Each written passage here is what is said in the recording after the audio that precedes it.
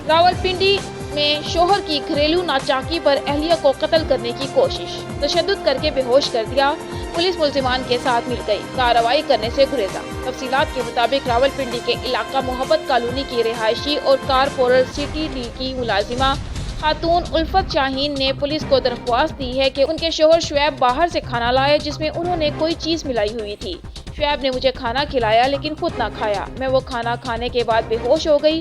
जब मैं रात 1:30 बजे होश आया तो शोहर मुझ पर 1.5 घंटे तक तशद्दुद करता रहा, जिस पर मैं दोबारा बेहोश हो गई। उन्होंने कहा कि मेरे बाजू, मुंह और घुटने पर शदीद चोटें आईं।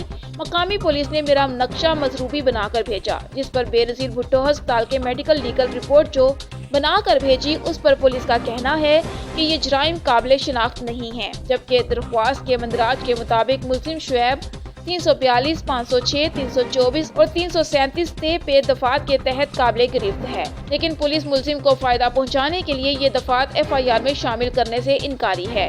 उन्होंने आला हुकाम से इंसाफ फराहम करने की अपील की है।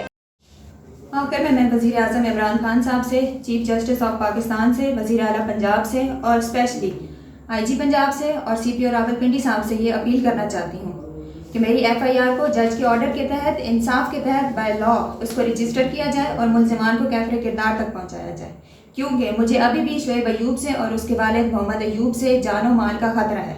वो अभी भी धमकियाँ दे रहे हैं और किसी भी टाइम पे मुझे जान से मार सकते हैं। अगर मुझे इंसाफ ना मिला या मुझे किसी भी किस्म का नुकसान हुआ तो उसकी जिम्मेदार सिर्फ और सिर्फ पंजाब पुलिस होगी।